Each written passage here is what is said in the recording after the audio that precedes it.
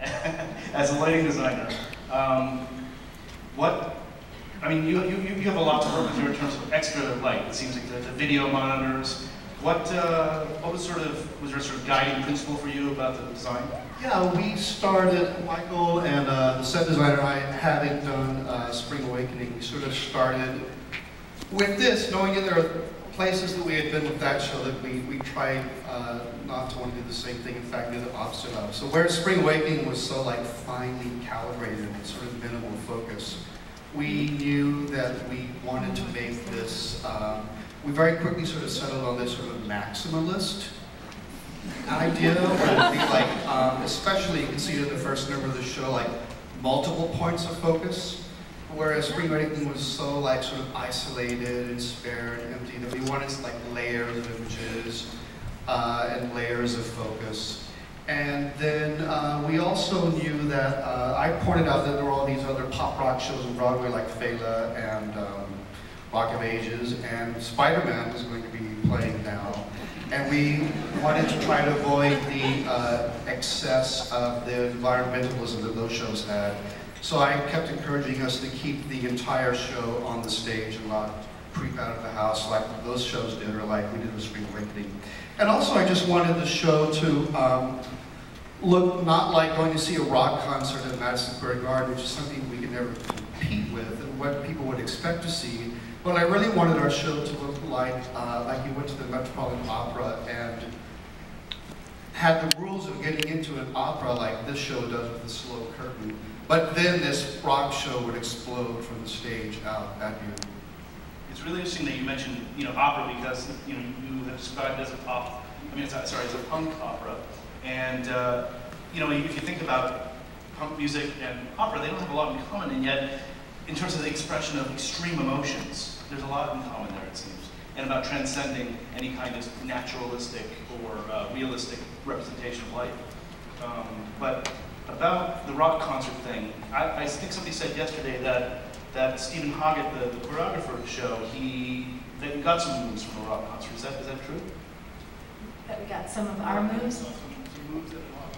Well, we saw Billy Joe jump off the stage into everybody's arms, and we decided to put that in the body surfing. So you saw the second number of the show.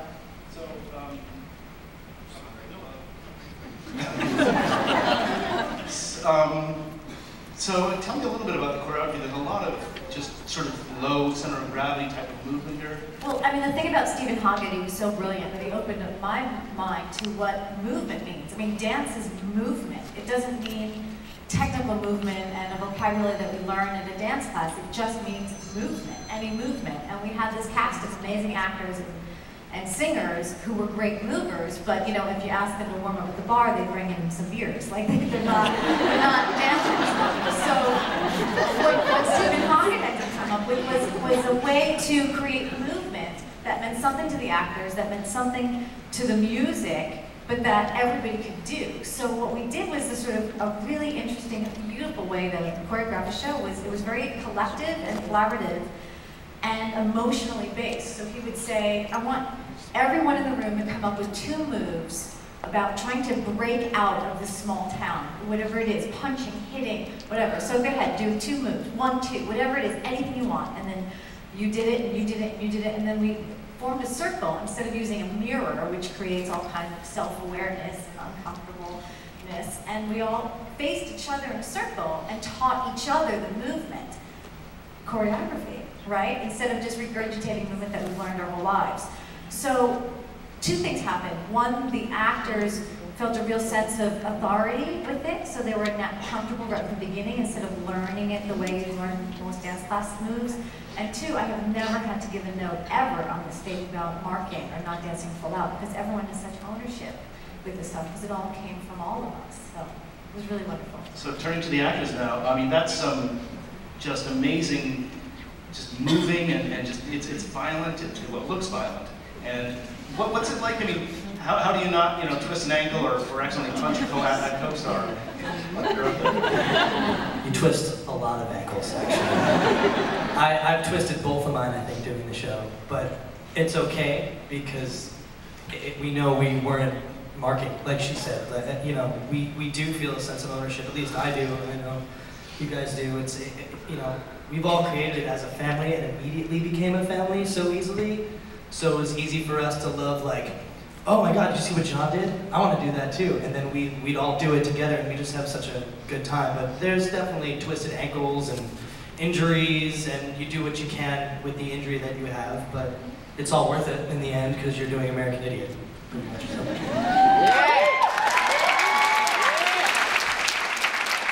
Before I forget, I just realized that we're going to have about 15 minutes. We're going to have a question and answer part. So they'll have some mics running around here. But and I want to. So Will and John. First of all, nice to have characters named after you. But I want to ask. The characters you play are flawed, conflicted, angry. It's a cliche that actors want to be loved, you know, on stage. Is there ever, either during rehearsal process or maybe ongoing, is there ever a struggle between making, being truly character or, you know, sweetening, avoiding sweetening your character in any way? Sweetening the character?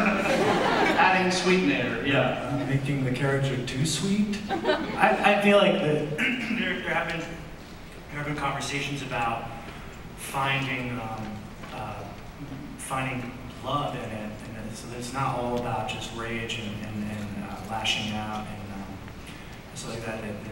It's been important to find moments of joy and play and love and like happiness and stuff like that. But I don't feel much pressure to be loved on stage. What I do want is to be felt, as opposed to loved or liked, even. You know, as long as if somebody, you know, if there's some kind of vibration happening, you know, back and forth, then that's good.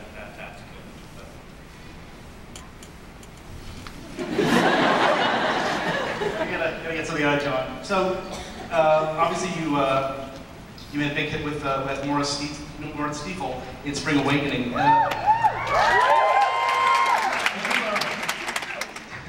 Tell me a little bit about Moritz versus Johnny in the show. Well, Johnny would definitely win in a fight. But Moritz has a gun, so... What's that way? But Moritz has a gun. Precisely. I hadn't thought of that.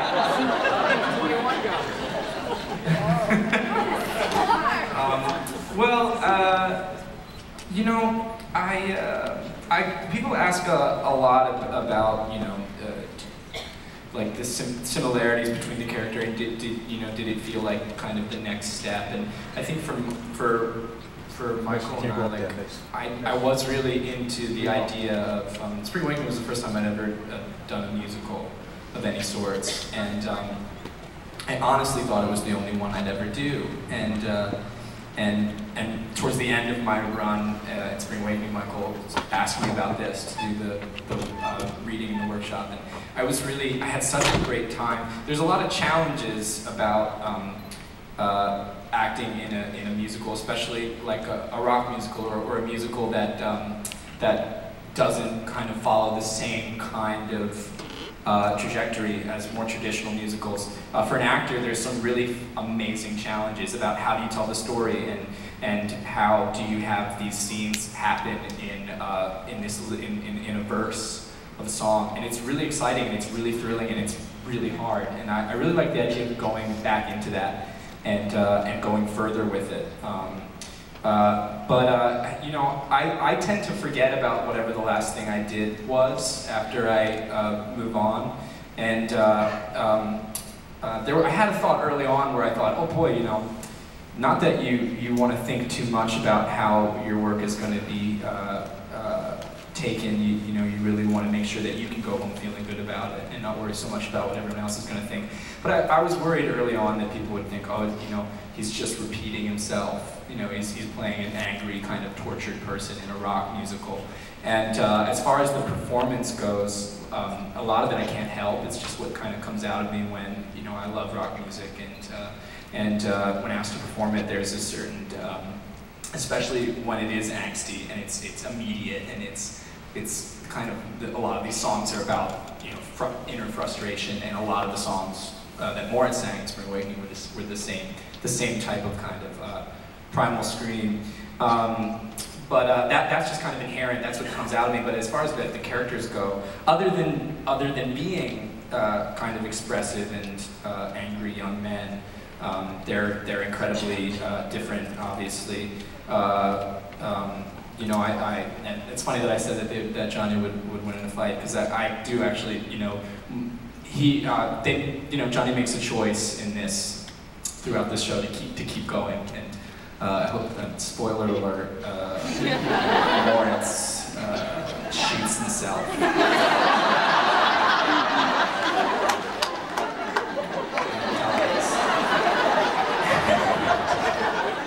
Johnny makes a choice with a choice.